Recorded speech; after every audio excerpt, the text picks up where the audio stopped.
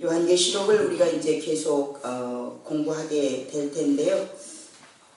여러분들이 조금 마음을 좀 잘 모아주셨으면 좋겠고요. 지금 조금 한가하니까 이미 시작하신 분들도 있지만 여러분들이 요한계시를 많이 읽을 뿐만 아니라 좀 필사를 하면 많이 도움이 됩니다. 뜻을 몰라도 상관이 없어요. 뜻을 몰라도 상관이 없고 억지로 여러분들이 그 뜻을 이해하려고 하시지 않아도 됩니다. 그래서 여러분들이 지금 농번기가 아니니까 필사를 하면 아마 도움이 많이 될 겁니다. 김 장로님 아시겠습니까? 김 장로님 꼭 필사하세요. 그래서 우리 장로님이 이 요한계시록을 통해서 치료받으시고 그리고 놀라운 회복의 증인이 되기를 바라요. 그래서 이 요한계시록 안에는 우리가 알지 못하는 엄청난 비밀이 담겨 있습니다. 저도 지금까지 신앙생활을 하고 말씀을 이렇게 전하고 또 말씀을 이렇게 배우는 그런 입장에 있으면서 이 요한계시록을 제 마음속에도 그런 선입견이 있었던 것 같아요.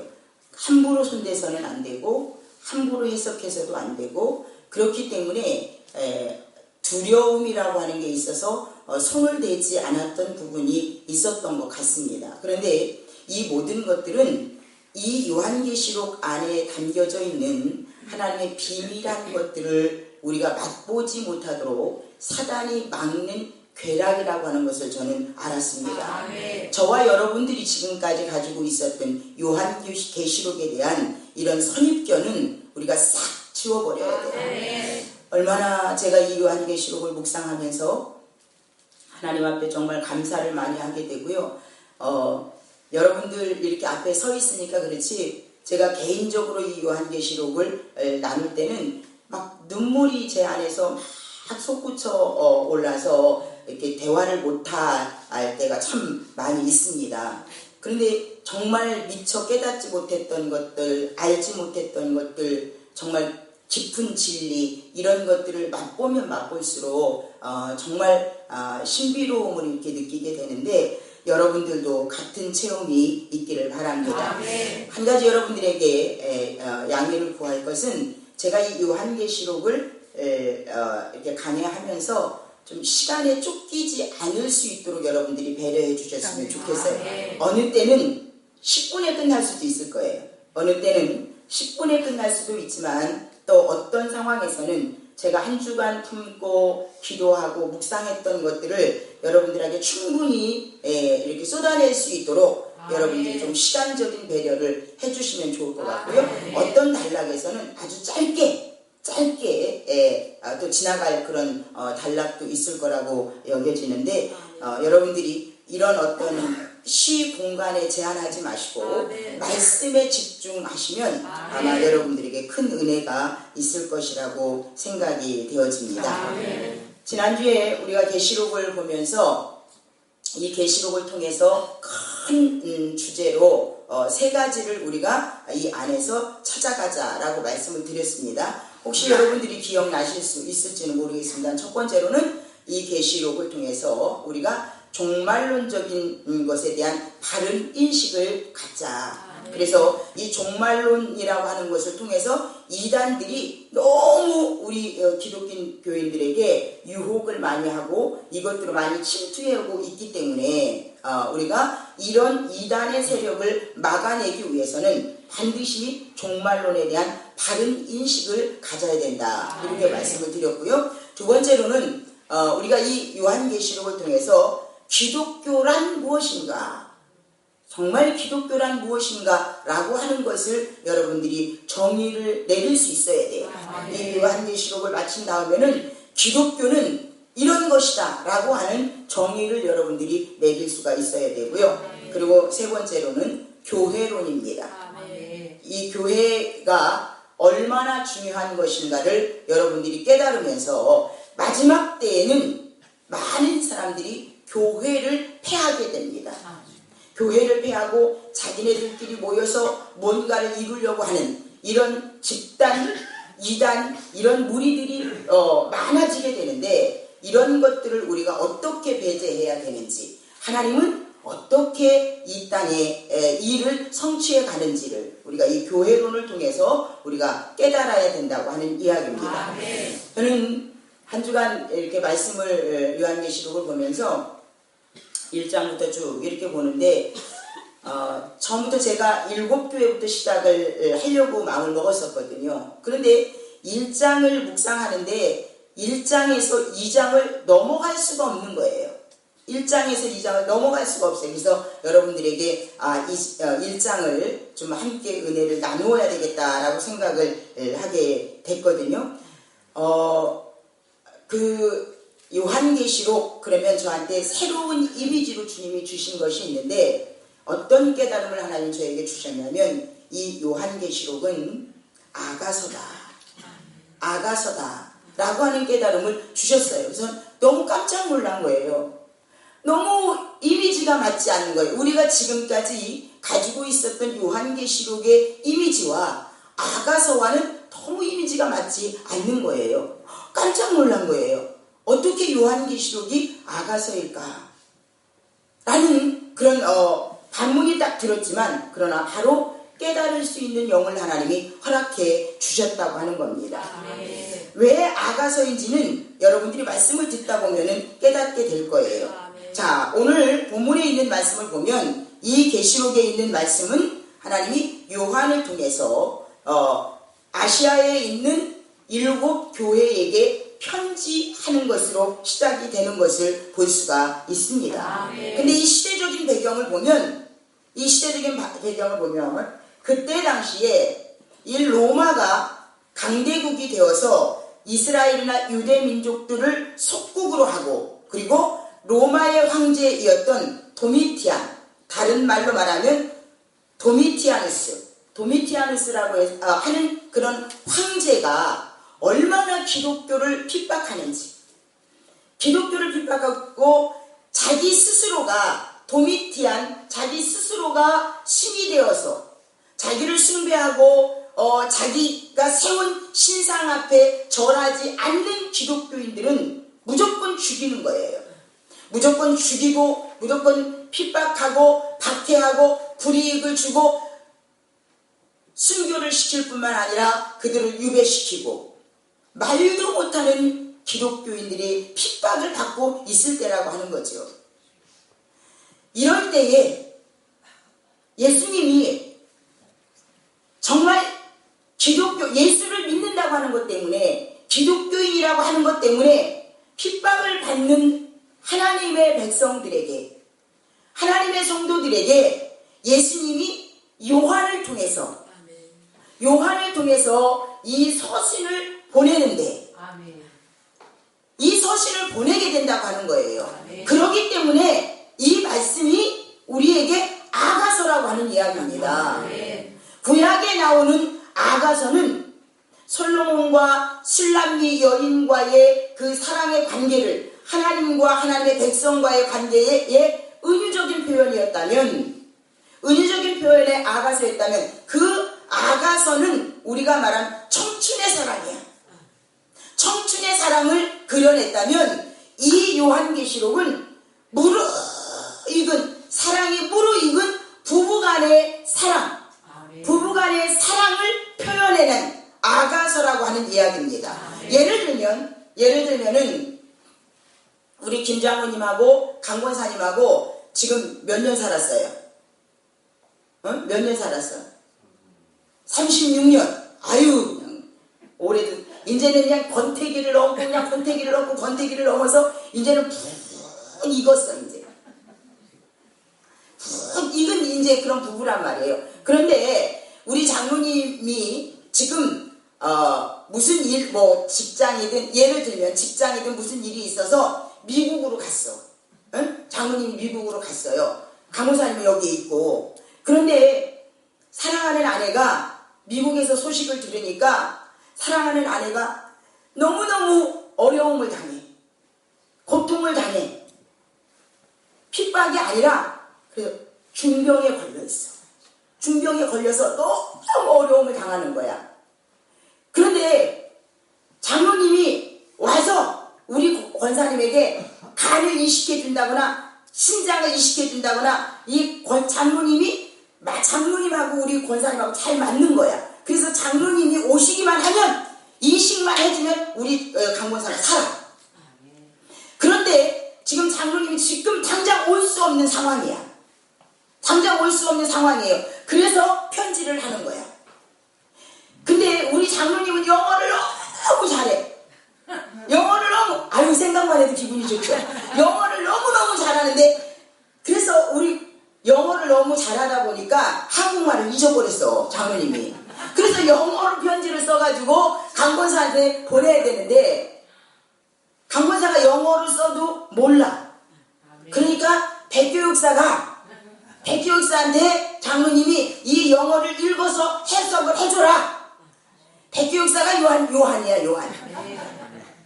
근데 그 내용이 뭐냐면, 사랑하는 태수가, 사랑하는 여보야, 당신이 지금 이렇게 어려움을 당하고 당신이 이렇게 고통을 당하고 당신이 정말 의학적으로는 시한부 인생이라고 판명을 내렸어도 내가 당신에게 가기만 하면 내 신장을 이식해주고 내 간을 이식해주고 내 장기를 당신에게 이식만 해주면 당신은 살 수 있어.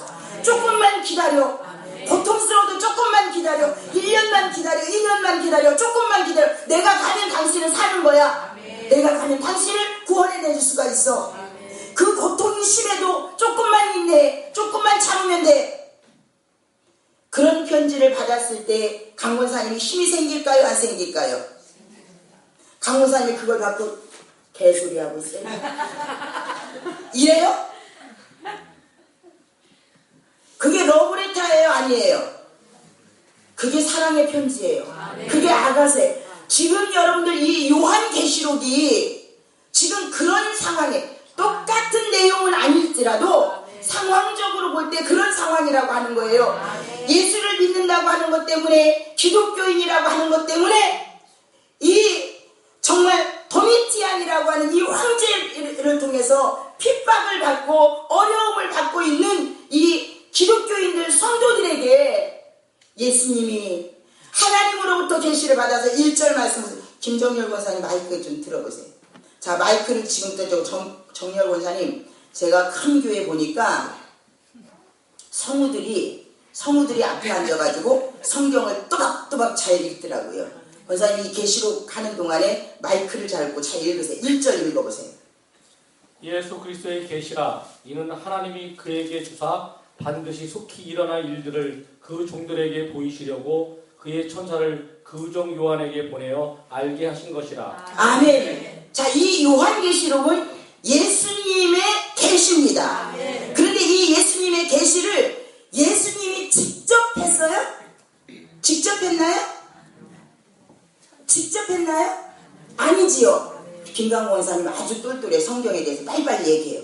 직접 한 게 아니라 누구에게 계시를 받았어요? 하나님이 그에게 주사. 누구에게? 노노. 누구에게? 옳죠. 예수님에게 주사.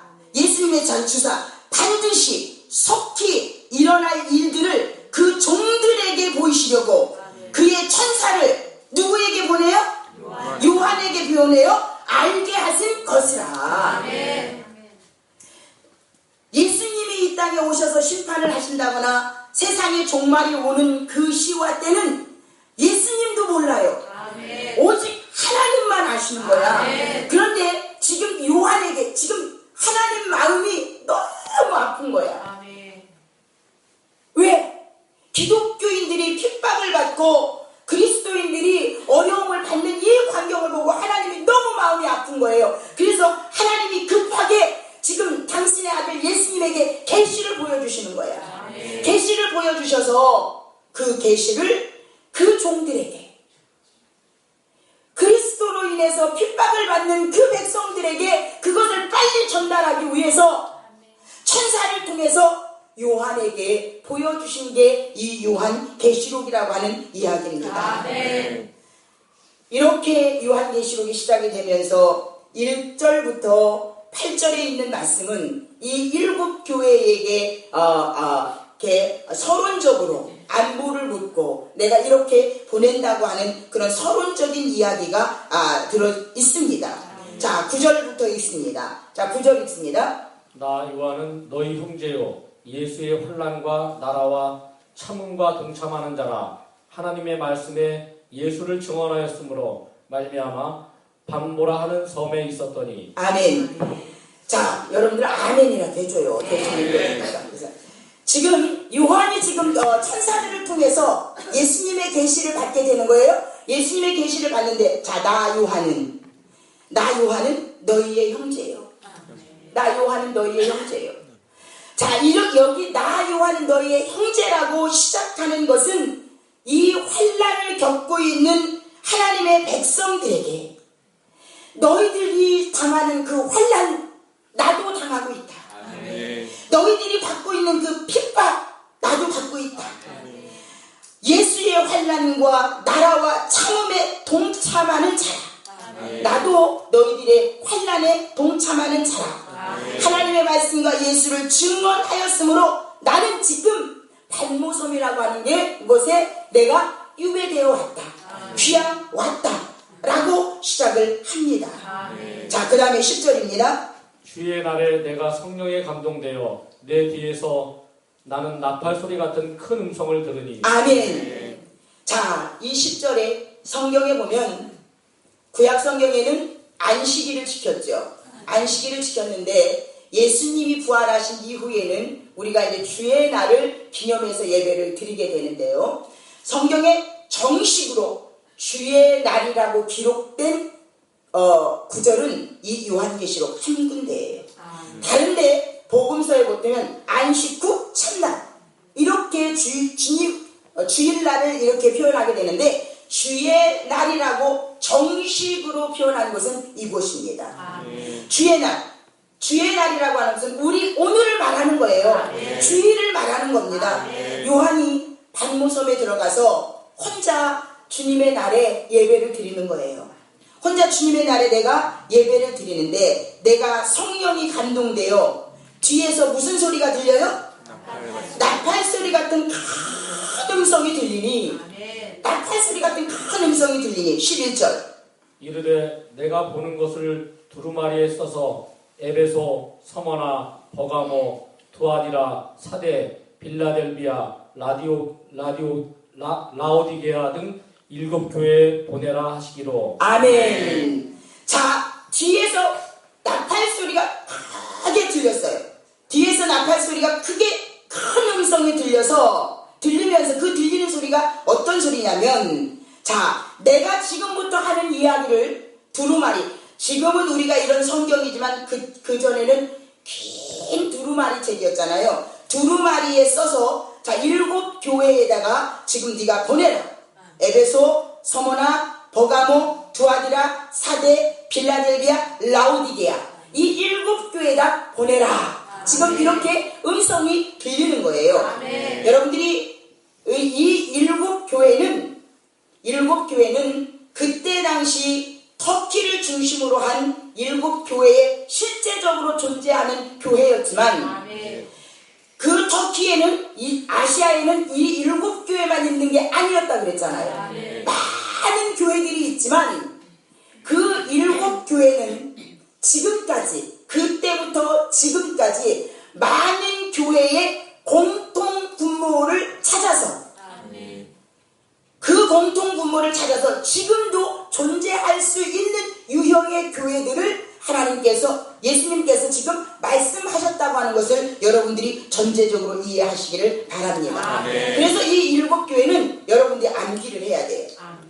7교회는 암기를 반드시 하셔야 돼요. 이 7교회가 지금 현대 교회에 이 세상에 존재하고 있는 많은 교회들의 유형일 수도 있고, 자, 교회는 여러분들이 잘 알고 있는 것처럼 두 가지 형태가 있습니다.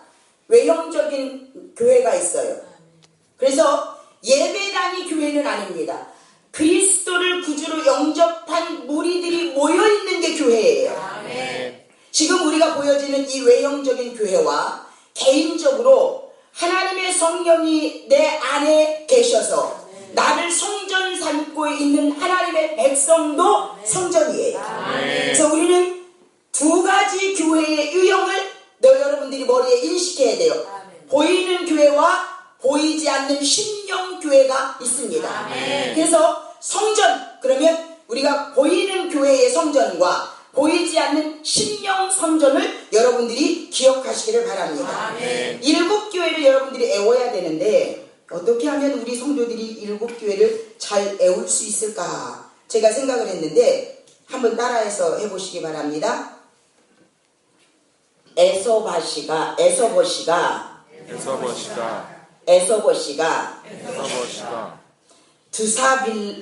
두사빌라에 살더라.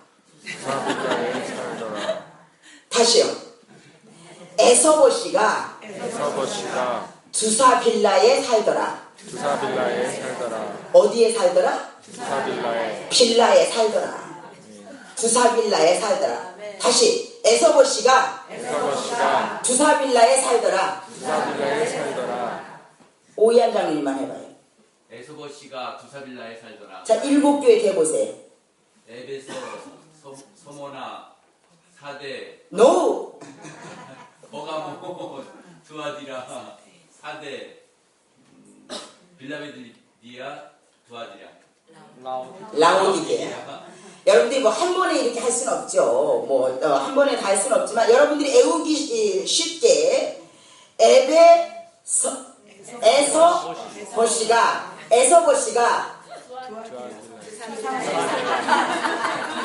에서버시가 두사빌라에 살더라.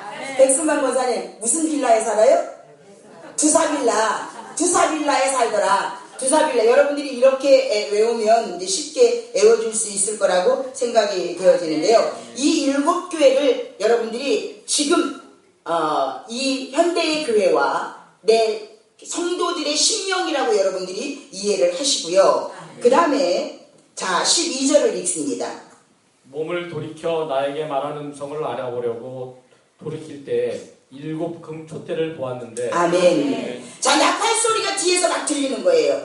내가 지금 하는 이 말을 네가 두루마리에 써서 그대로 써서 일곱 교회에게 편지로 보내라. 막 나팔 소리가 뒤에서 들리는 거예요. 그러니까 궁금해요? 안 궁금해요? 뒤에서 막 나팔 소리가 나니까 그래서 궁금해서 요한이 뒤를 돌아다 보니까 뭐가 보였어요? 일곱 금촛대.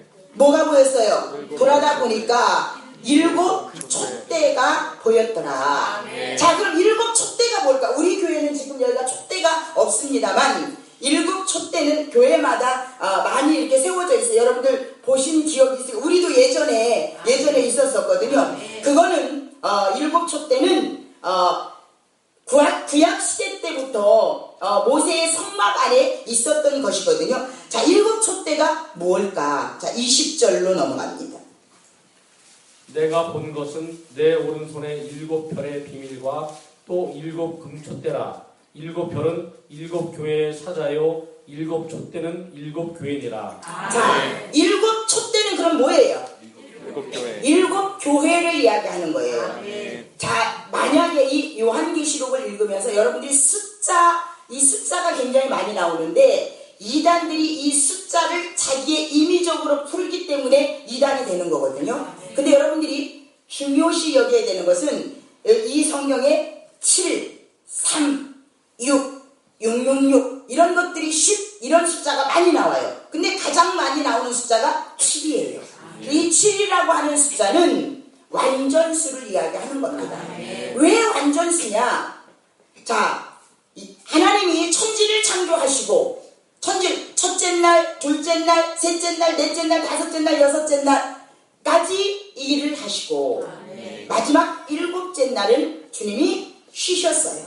그래서 이 일곱은 우리 성경에서 말하는 완전수예요. 다 만들어 놓으시고 다 여섯째 날까지 다 만들어 놓으시고 일곱째 날 쉬셨기 때문에 이 일곱이라고 하는 것은 완전수다. 근데 이 요한계시록에 이 7이라고 하는 숫자가 53번이나 나와요.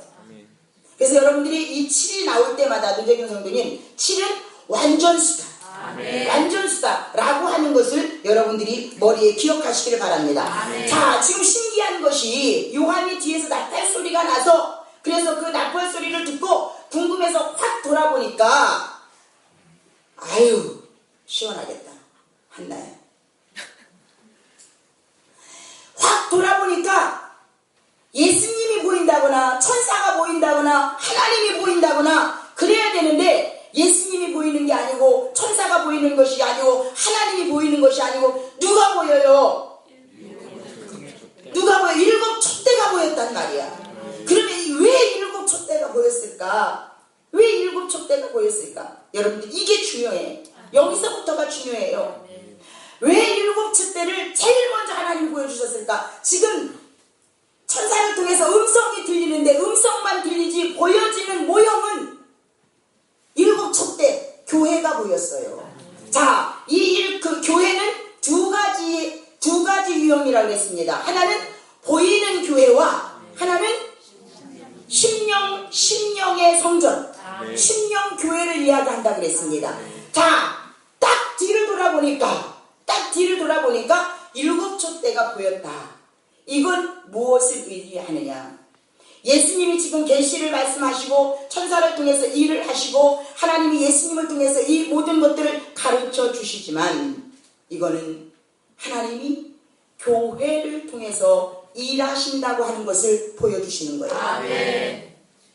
교회를 통해서 하나님이 예전에도 그랬고 지금도 그랬고 미래에도 그랬고 아멘. 교회를 통해서 하나님은 일을 하시고 아멘. 교회를 통해서 성령이 나가기를 원하고 아멘. 교회를 통해서 하나님의 역사가 이루어지기를 아멘. 원하신다고 하는 이야기입니다. 아멘. 생각을 해보세요. 예수님이 나타나야지, 하나님이 나타나야지, 천사가 나타나야지 왜 교회가 나타나냐고요. 김영수 원사님, 왜 교회가 나타나냐고요. 김광훈 원사님, 왜 교회가 나타나요?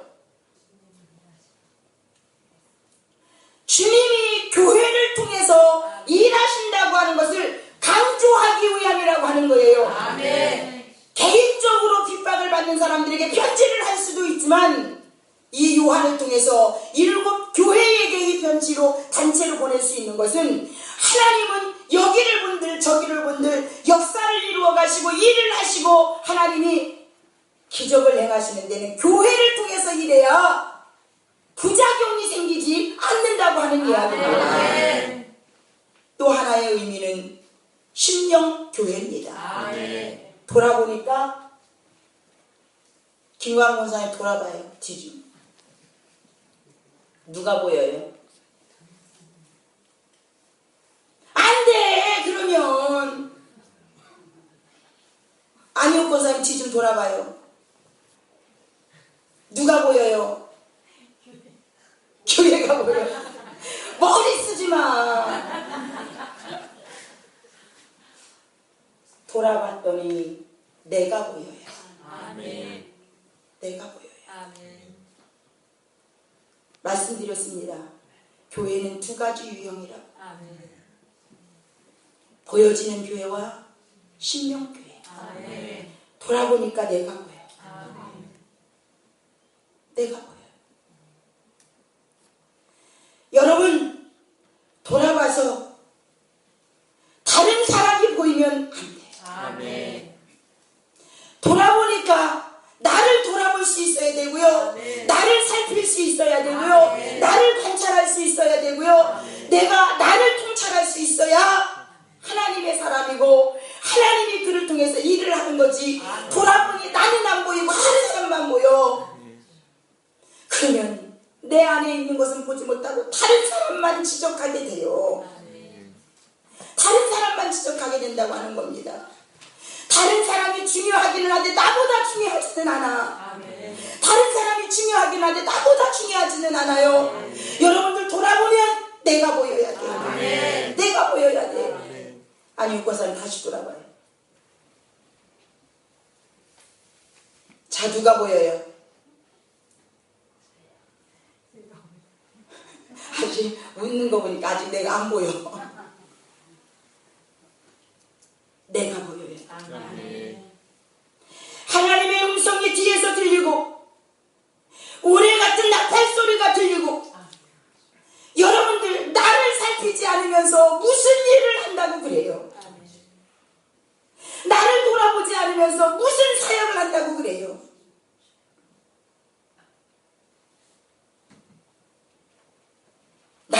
바라볼 수 있어야 돼요. 아멘. 나를 볼 수 있어야 돼요.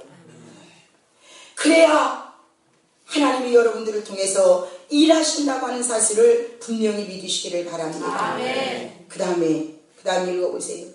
13절. 촛대 사이에 임자 같은 이가 발에 끌리는 옷을 입고 가슴에 금띠를 띠고. 아멘. 아멘. 아멘. 자, 이 13절부터는 자, 나를 보고 교회를 여러분들이 돌아보면 교회가 보이고 그 교회 안에 내가 보여야 돼요. 아멘. 이렇게 되면 그 사람에게 나를 돌아보고 교회가 보이는 그 사람에게 지금 예수님이 보입니다. 아멘. 예수님이 처음부터 보인 게 아니에요. 아멘. 교회가 보이고 내가 보이고 나를 살피고 보니까 예수님이 보여요. 아멘. 지금부터는 상징적인 예수님이 요한에게 보인단 말입니다. 처음부터 예수님이 보인 게 아니에요. 아멘. 금촛대가 보이고 난 다음에 그 다음에 상징적인 예수님이 보이기 시작한다고 하는 거예요. 아멘. 13절 다시 읽습니다. 촛대 사이에 임자 같은 이가 발에 끌리는 옷을 입고 가슴에 금띠를 띠고. 아멘. 여러분들이 이 요한계시록을 공부하면서 여러분들이 머릿속에 그렸던 예수님의 그림을 지워버리세요. 아멘. 물론 필요할 때도 있어요. 필요할 때도 있지만 여러분들이 이 요한계시록을 공부하는 동안에 여러분들이 머릿속에 그린 예수님은 십자가에 못 박혀서 돌아가신 폐장병의 예수님을 여러분들이 그리고 있을 겁니다.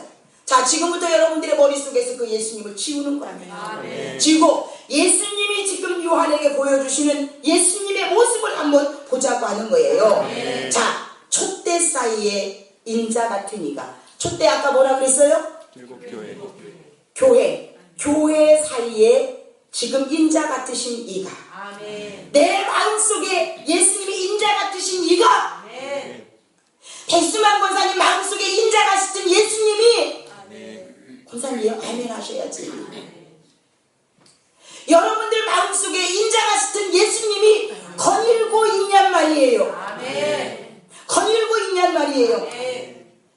인자 같은 이가 발에 끌리는 옷을 입고 가슴에 금띠를 띠고. 아멘. 자, 이것은 발에 끌리는 옷을 입고 가슴에 금띠를 띄었다고 하는 것은 예수님의 신분을 이야기하는 건데, 저와 여러분이 가지고 있었던 예수님의 이미지를 확 바꿔놓는 거예요. 아멘. 우리 머릿속에 있는 예수님 십자가에 못 박혀 돌아가신다거나 십자가를 지기 위해서 매를 맞고 정말 고통을 당하는 그 예수님의 그림이 싹 지워지고, 아멘.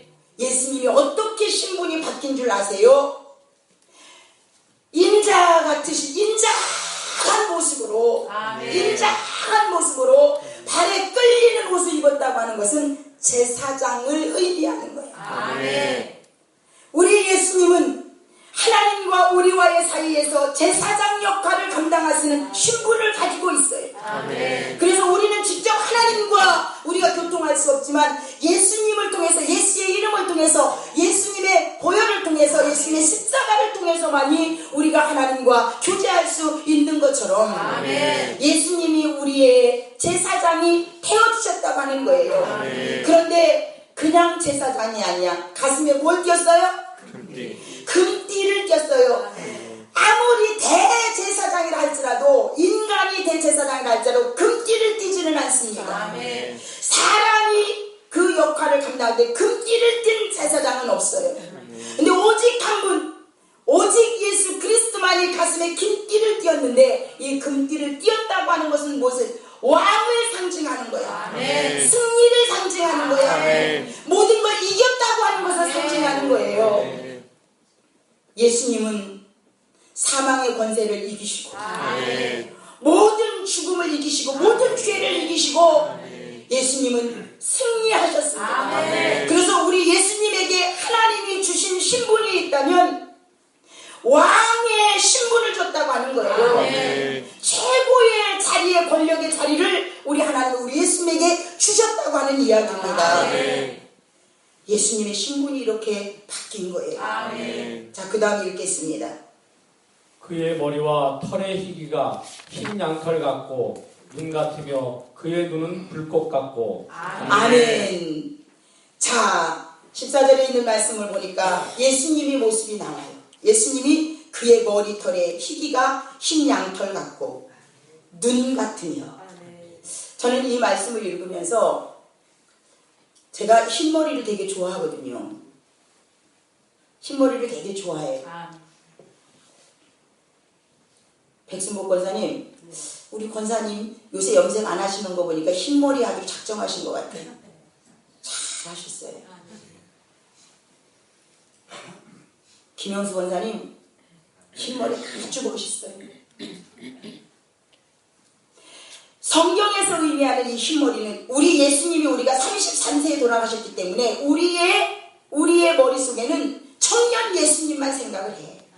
청년 예수님. 그러나 지금 요한에게 보여지는 이 예수님은 그의 머리 털이 희기가 흰 양털 같고 눈 같다고 이야기하는 것은 이건 무엇을 얘기하는 흰머리라고 하는 것은 그의 인생의 우영을 이야기하는 거예요. 그의 인생의 명예를 이야기하는 거예요. 그리고 그 인생의 지혜를 말하는 거예요.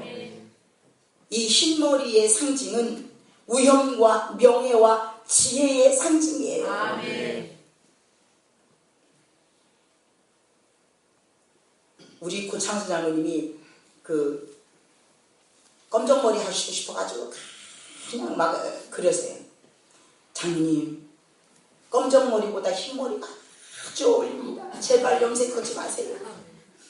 겨우겨우 달래가지고 이제 마음을 붙여놨어요.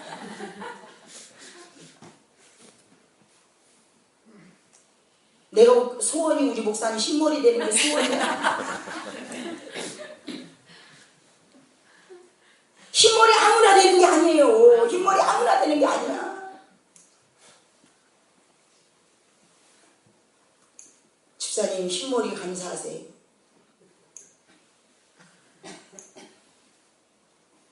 이 예수님의 이 이미지, 우연 있고 명예 있고 지혜 있는 상징으로 흰머리를 우리에게 보여주셨고요. 그 다음에 보겠습니다.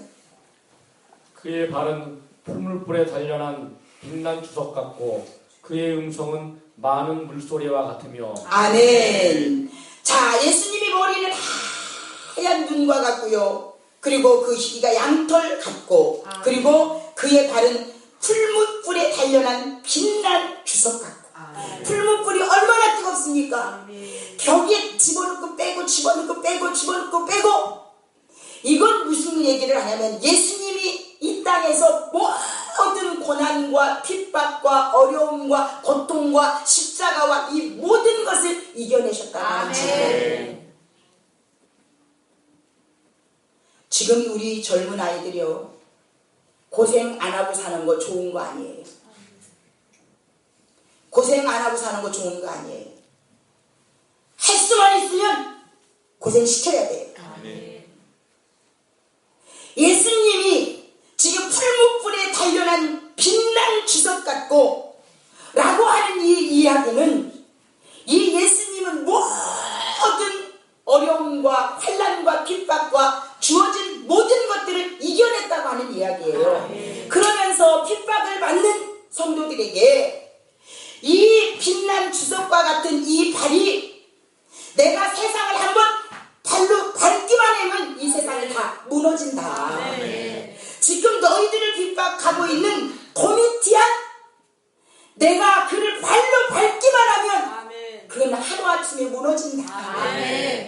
내가 누구인 줄 아냐? 너희들이 지금 나를 믿는다고 하는 것들은 핍박을 받지만 나는 풀무불에 단련한 주석과 같은 발을 갖고 있는 그런 위엄을 갖고 있는 심판의 발을 갖고 있는 나다.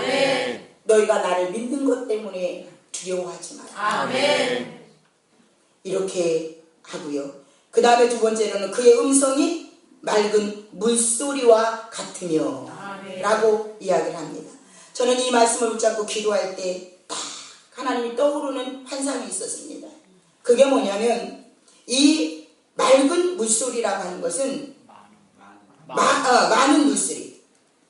많은 물소리라고 하는 것은 우리가 미국에 가면 그 나야가라 폭포라고 하는 게 그림으로라도 여러분들이 봤잖아요.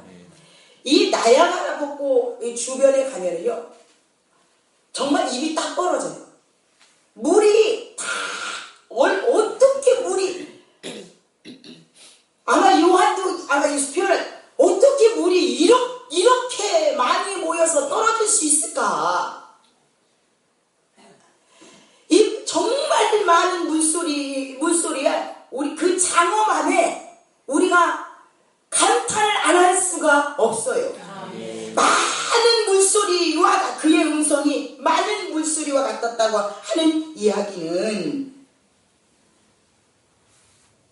오염을 이야기하는 거라고 하는 거예요.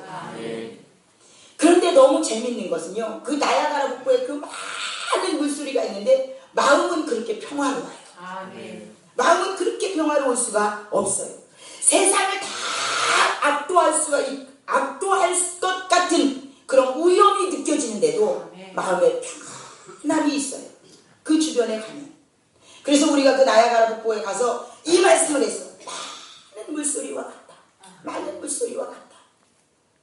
예수님의 음성이 비교할 게 없어서 제가 나야가라 폭포를 비교합니다만, 이 예수님의 음성이 이렇게 위험이 있었다고 하는 이야기입니다. 그 다음 보겠습니다. 그의 오른손에 7별이 있고 그의 입에서 좌우에 날선검이 나오고 그의 얼굴은 해가 힘있게 비치는 것 같더라. 아멘. 자, 아까 그 7촛대를 이야기했습니다. 7촛대를 이야기했는데 7별은 20절에서 뭐라 그랬죠? 7별은 뭐라 그랬어요? 7교회의 사자. 넘어가요. 20절로 넘어가봐요. 7별은 내가 본 것은 내 오른손에 7별의 비밀과 또 7 금촛대라. 7별은 7교회의 사자요 7 촛대는 7 교회니라. 아멘. 7별은 7 교회의 사자니라. 아멘.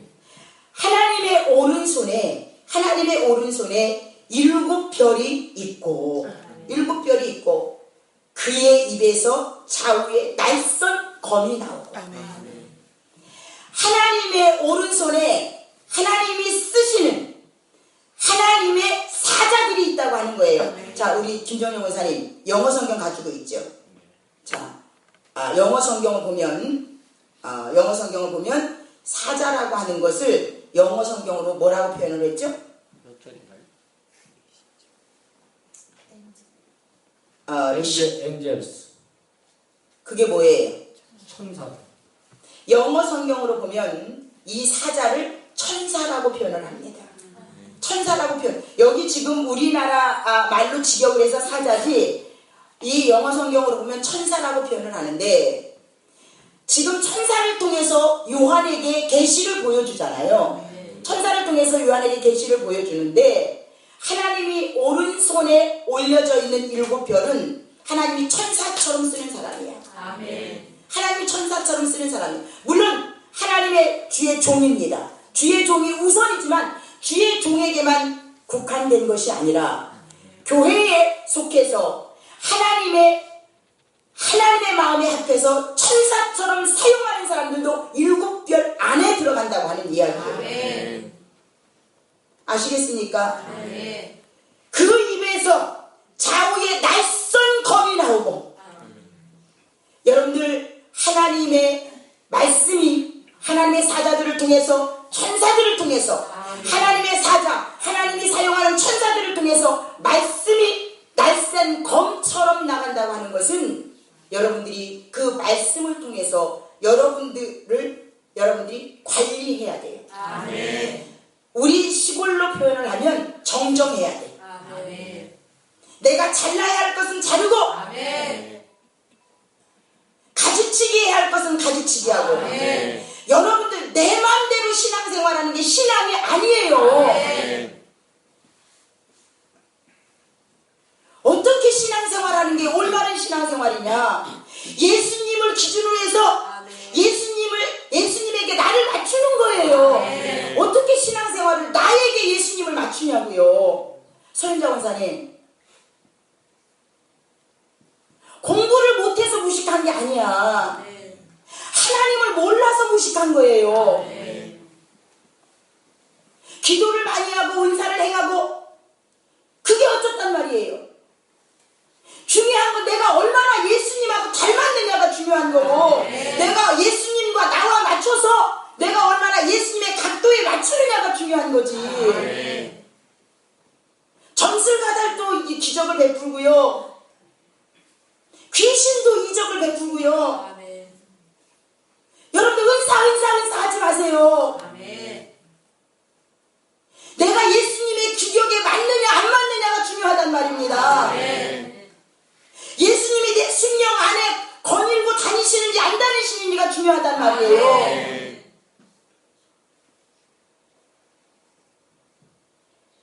이 오늘 말씀의 핵심이 이거예요, 여러분.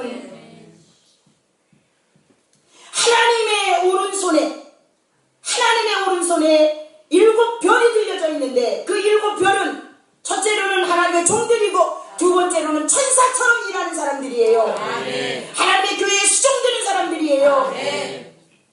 이 7별의 비밀은 밤새도록 얘기해도 얘기 다 못해요. 얼마나 이 비밀이 얼마나 큰지,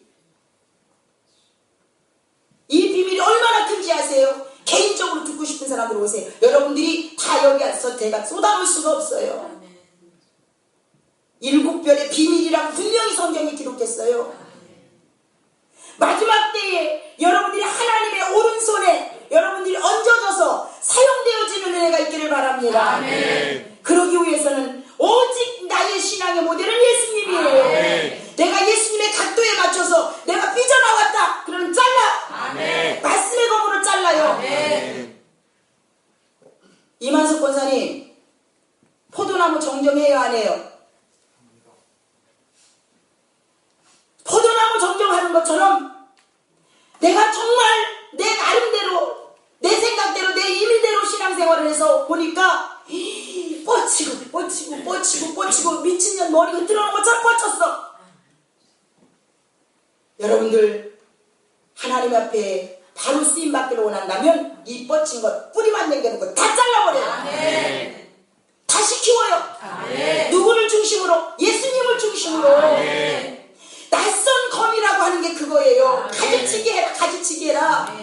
네 생각이 뻗쳐나가고, 네 마음이 뻗쳐나가고, 네 뜻대로 뻗쳐나가고, 정말 향방 없이 움직였던 거 다 잘라내고, 뿌리만 남기고 다 자르고, 예수님 중심으로 우리가 각을 만들어가는 거예요.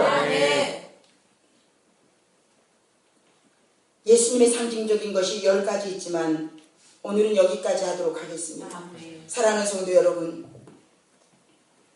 우리가 하나님의 손에, 하나님의 오른손에 들려지기를 원한다면 하나님의 말씀으로 여러분들이 예수님에게 기준을 맞춰서 여러분들이 다지치기를 하세요. 다 잘라버리세요. 예수님만큼만, 예수님에게 맞게 부족한 것은 채우고 넘치는 것은 자르고, 여러분들이 예수님을 기준으로 해서 말씀의 검으로 정정하는 은혜가 있기를 간절히 부탁을 드립니다. 다음 주에 계속하도록 하겠습니다. 기도하겠습니다. 요한의 고백처럼 예수의 환난과 그 나라를 위한 참음과 인내가 하나님의 마음을 감동시켰고 예수님의 마음을 감동시켜 하나님이 예수님에게 계시를 보여주심으로 그 계시를 핍박당하고 어려움당하는 백성들에게 천사를 통해 요한에게 전달할 수 있는 은혜를 베푸시는 것이 사랑의 편지가 아니고 무엇이겠습니까? 아멘. 지금까지 우리가 생각했던 이 요한계시록, 하나님 이 잘못된 선입견을 치워버리고 아멘. 새로운 하나님의 귀한 사랑의 메시지를 이 계시록을 통해서 들을 수 있도록 축복해 주시옵소서. 아멘. 우리 성도들 마지막 때에 하나님의 오른손에 올려진 아멘. 7별이 되어서 아멘. 하나님 우리 성도들을 통해서 이 시대를 한번 변화시키는 아멘. 축복의 역사가 있게 하여 주시옵소서. 아멘. 예수님의 이름으로 간절히 기도드리옵나이다. 아멘.